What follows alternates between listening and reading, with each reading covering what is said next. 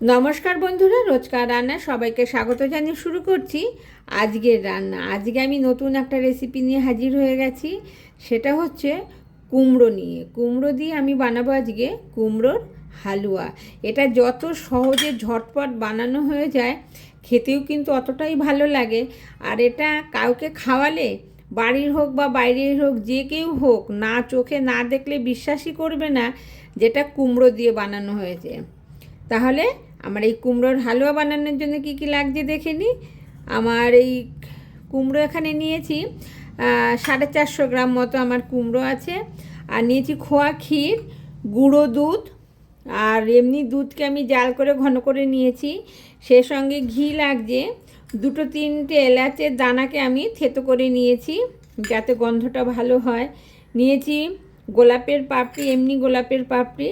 আর নিয়েছি এখানে শুকনো গোলাপের পাপড়ি কটা নিয়েছি, সানফ্লাওয়ার বীজ, পেস্তা, কাজু, চিনি, আর এখানে নিয়েছি সুজি। এই সামান্য উপকরণেই আমার হয়ে যাবে কুমড়োর হালুয়া। হালুয়া বানানোর জন্য সবার আগে এই যে কুমড়োটা নিয়েছি আমি, এই কুমড়োটাকে গ্রেট করে নিতে হবে।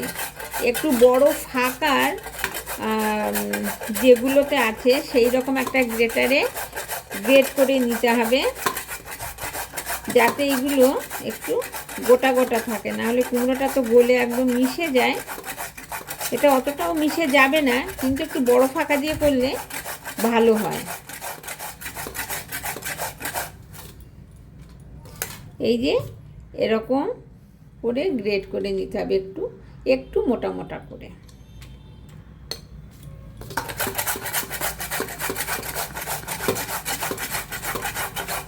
তাহলে আমি সম্পূর্ণ কুমড়োটা গ্রেট করে নিই।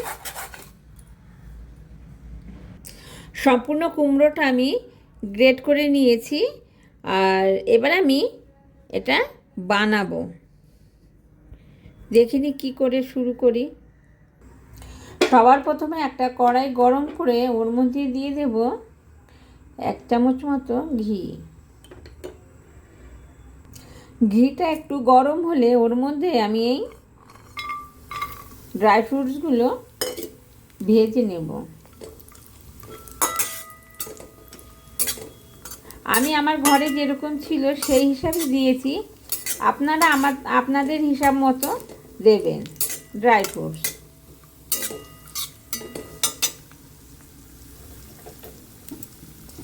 সবার লাস্টে সানফ্লাওয়ার সিডগুলো দিয়ে দেব।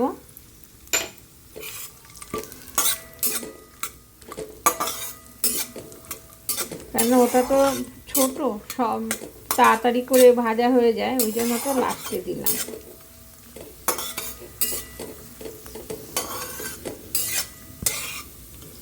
মোটামুটি ভাজা হয়ে গেছে, এবার আমি এগুলোকে নামিয়ে নেব।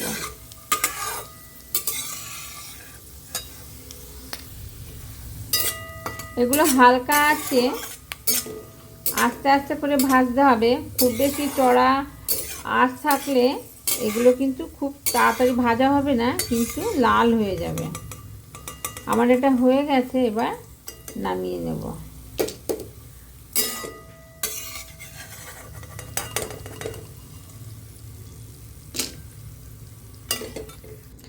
এইবার এর মধ্যে আমি আরেকটু ঘি দেব। পুরোটাই ঘিয়েই রান্না করতে হবে, তাহলে খেতে খুব সুন্দর হয়। আর কেউ চাইলে এর সঙ্গে সাদা তেলও ব্যবহার করতে পারে। ঘিটা গরম হয়ে গেছে, এর মধ্যে আমি যে 2 চামচ সুজি নিয়েছিলাম, সুজিটা দিয়ে দেব। সবার আগে সুজিগুলোকে আমি একটু বেশ লাল লাল করে ভেজে নেব।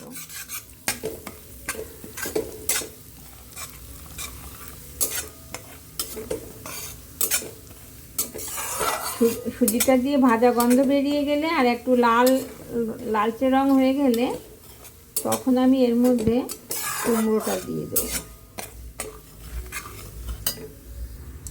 500 গ্রাম মতো সুজি হলে 500 গ্রাম মতো যদি কুমড়ো হয়, তার জন্যে 2 চামচ সুজি ঠিক আছে। খুব বেশি একটা সুজি দেওয়ার দরকার নেই।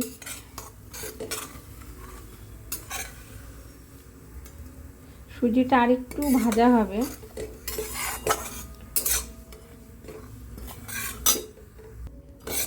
সুজিটা ভাজা হয়ে গেছে, বেশ একটু লাল লাল মতো হয়েছে।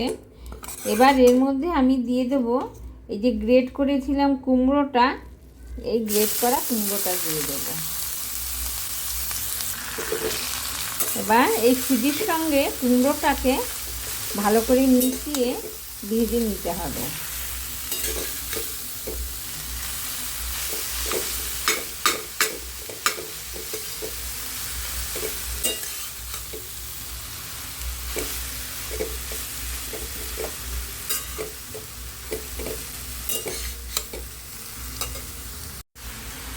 কুমড়োর মধ্যে সুজিটা দেওয়া এই কারণেই যে কুমড়ো থেকে যে জলটা বেরোবে, কুমড়ো থেকে তো জল বেরোয়, আর তখনই কুমড়োটা একদম নরম হয়ে যায়।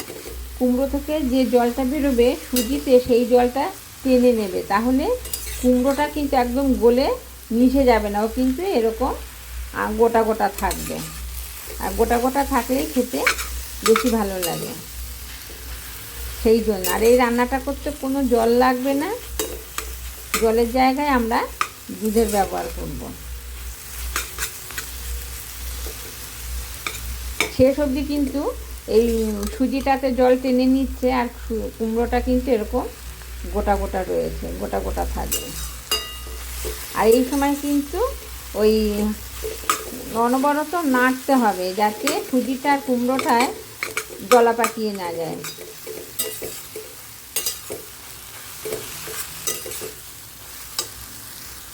আর আঁচটাকেও কিন্তু একটু বাড়িয়ে দিতে হবে, যাতে কুমড়ো থেকে জলটা বেরিয়ে করতে না পারে।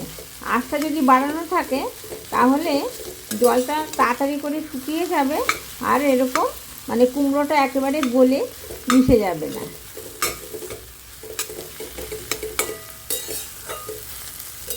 আর অনবরত নাড়তে হবে।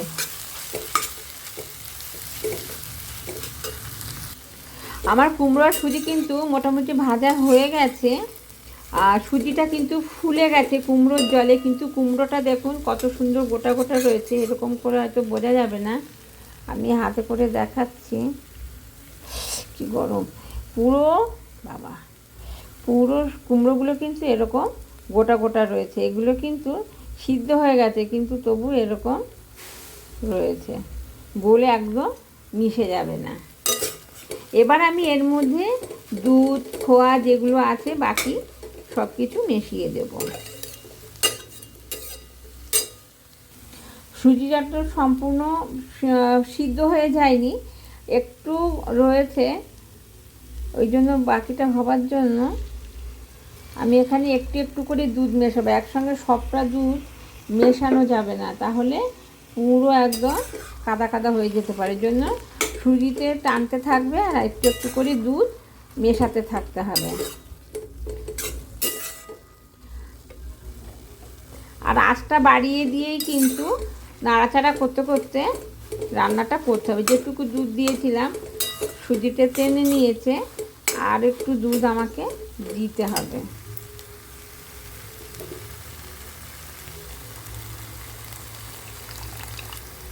একসঙ্গে খুব বেশিটা দেওয়া যাবে না।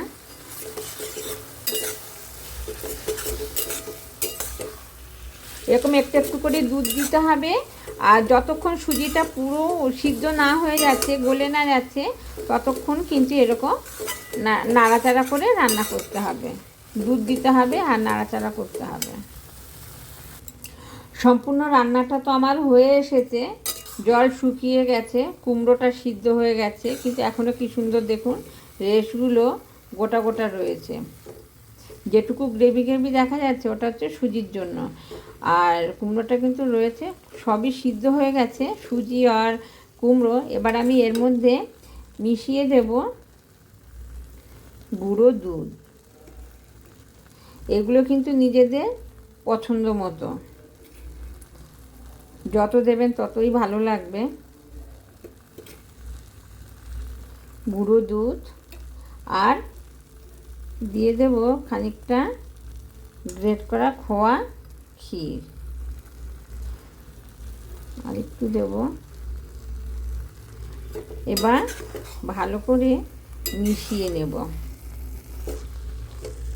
এই সঙ্গেই দিয়ে দেব ড্রাই ফ্রুটস, গোলাপের পাপড়ি আর এলাচ গুঁড়ো এগুলো কিন্তু আমি দিয়ে দিলাম, দেখানো গেল কিনা জানি না। এগুলো সব দিয়ে এবার আমি ভালোভাবে মিশিয়ে নেব।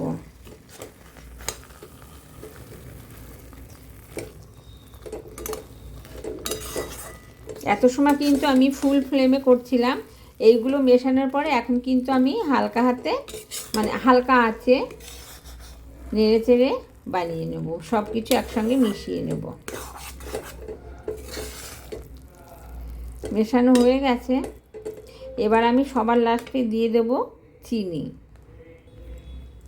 যেহেতু এখানে আমি গুঁড়ো দুধ দিয়েছি ওই জন্য চিনিটা একটু কম দেব। আর কুমড়ো তো একটু মিষ্টি থাকে, সেই জন্য খুব বেশি চিনি এখানে দেওয়া লাগবে না।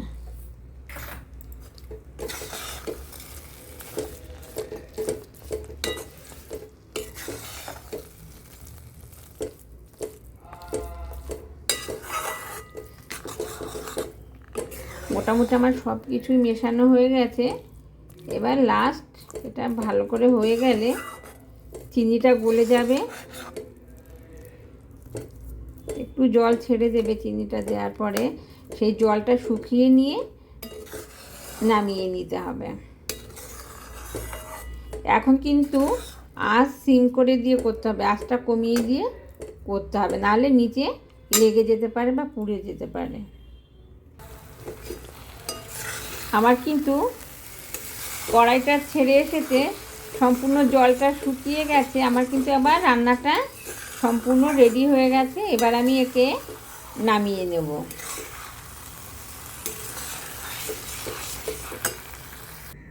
তাহলে বন্ধুরা সম্পূর্ণ রেডি হয়ে গেছে আমার কুমড়োর হালুয়া। দেখুন কত সুন্দর হয়েছে, এটা গরম, হাতে ধরে তো দেখানো যাচ্ছে না। যাই হোক, আমার সম্পূর্ণ রেডি হয়ে গেছে, নামিয়ে নিয়েছি। এবার উপর থেকে দুটো চারটে দিয়ে দেবো, এই যে গোলাপের পাপড়িগুলো রেখেছিলাম।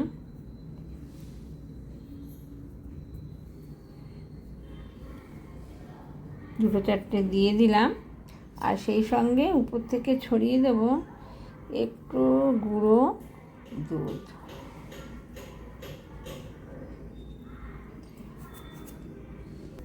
সম্পূর্ণভাবে রেডি করে নিয়েছি আমি।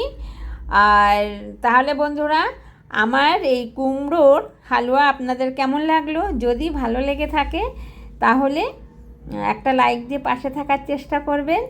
আজকে এই পর্যন্ত। সকলে ভালো থাকবেন, সুস্থ থাকবেন। নতুন কোনো ভিডিও নিয়ে দেখা হবে খুব শিগগিরই। নমস্কার।